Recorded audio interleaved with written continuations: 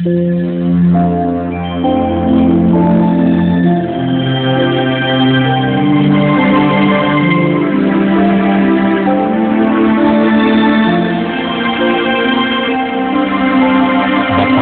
ang bumabasa at ang nangakikinig ng mga salita ng hula at tumutupad ng mga bagay na nasusulat doon, sapagkat ang panahoy malapit na.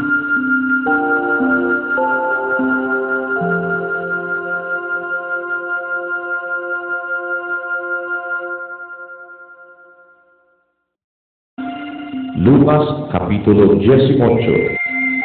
At sinalita niya sa kanila ang isang talinghaga na sila'y dapat magsipanalangin lagi at huwag maglupay-pare, na sinasabi, may isang hukong sa isang bayan na hindi natatakot sa Diyos at walang taong pinagpipitaganan.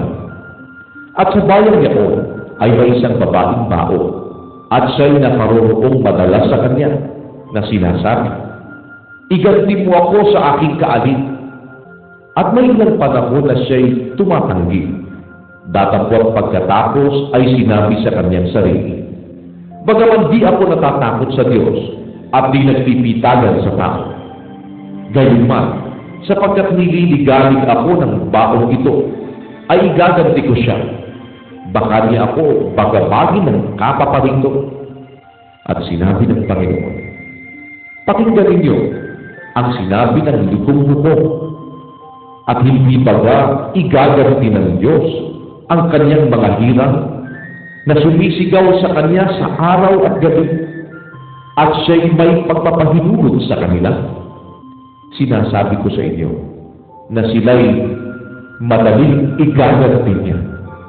Gayon may pagparito ng anak ng tao, makakasumpong kaya siya ng pananampalataya sa lupa. At kanyang sinalita naman ang talinghagang ito sa nagsisiasa sa kanilang sarili, na nagpapanggap na sila'y matutuwid at pinawawalang halaga ang lahat ng mga iba. May dalawang lalaking nagsipanhig sa templo upang magsipanalangin. Ang isa'y Pariseo at ang isa'y maningingil ng buwis. Ang Pariseo ay nakatayo at nanalangin sa kanyang sarili ng ganito, Diyos, pinasasalamatan kita na hindi ako gaya ng ibang mga tao, na mga manlulupig, mga liko, mga mapangalo niya, o hindi man lamang gaya ng maniningil ng buwis na ito. Makalawa akong nag-aayuno sa isang linggo. Nagbibigay ako ng ikapo ng lahat kong kinakamtan. Datapwat ang maniningil ng buwis na nakatayo sa malayo ay ayaw na itingin man lamang ang kanyang mga mata sa langit, kundi dinadagukan ang kanyang dibdib, na sinasabi, Diyos, ikaw ay mahabag sa akin na isang makasalanan.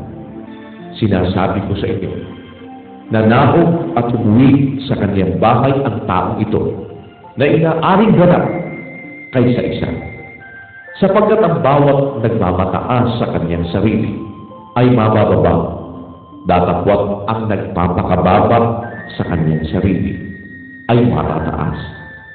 At dinala naman nila sa kanya ang kanilang mga sanggol upang kanyang hipuin sila. Datapwat nang nakakita ito ng mga alagad, ay sila'y sinaway nila. Datapwat pinalapit sila ni Jesus sa kanya, na sinasabi, pabayaan ninyong magsilapit sa akin ang maliliit na bata, at huwag ninyo silang pagbawalan, sapagkat sa mga ganito, nauukol ang kaharian ng Diyos. Katotohanan sinasabi ko sa inyo, sino bang hindi tumanggap ng kaharian ng Diyos na gaya ng isang maliit na bata, ay hindi siya papasok doon sa anumang paraan. At tinanong siya ng isang pinuno na sinasabi, mabuting guro, anong gagawin ko upang magmana ng walang hanggang buhay? At sinabi sa kanya ni Jesus, bakit mo ako tinatawag na mabuti?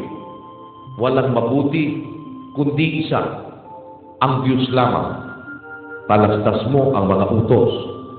Huwag kang mangalunya, huwag kang pumatay, huwag kang magnakaw, Huwag kang sumaksi sa di katotohanan. Igalang mo ang iyong ama at ina. At sinabi niya, ginanap ko ang lahat ng mga bagay na ito buhat pa sa aking pagkabata. At nang marinig ito ni Jesus, ay sinabi niya sa kanya, isang bagay pa ang kulang sa iyo. Ipagbili mo ang lahat mong tinatangkilik at ipamahagi mo sa mga dukha at magkakaroon ka ng kayamanan sa langit.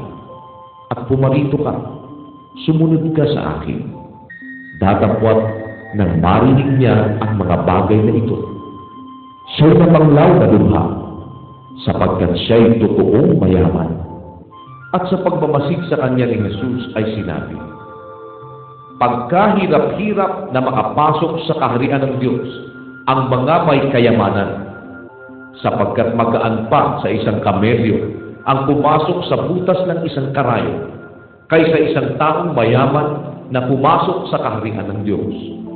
At sinabi ng mga nakarinig nito, sino nga kaya ang makaliligtas? Datapwat sinabi niya, ang mga bagay na di mangyayari sa mga tao ay may pangyayari sa Diyos. At sinabi ni Pedro, narito, iniwan namin ang aming sarili at nagsisunod sa iyo. At sinabi niya sa kanila, katotohanan sinasabi ko sa inyo, walang taong nag-iwan ng bahay o asawang babae o mga kapatid o mga magulang o mga anak dahil sa kaharian ng Diyos na di tatanggap ng makapupong higit sa panahon ito at sa sanlibutang darating ng walang hanggang buhay. At isinama niya ng bukod ang 12 at sa kanila'y sinabi, narito, nagsisiahon tayo sa Jerusalem at ang lahat ng mga bagay na isinulat ng mga propeta ay mga gaganap sa anak ng tao. Sapagkat siya'y ibibigay sa mga hentil at siya'y aalinurahin at duduwahanin at luluraan at kanilang papaluin at papatayin siya. At sa 3 araw ay muling magbabangon siya. At wala silang napag-unawa sa mga bagay na ito. At ang sabing ito ay nalingit sa kanila. At hindi nila napagtalastas ang sinabi.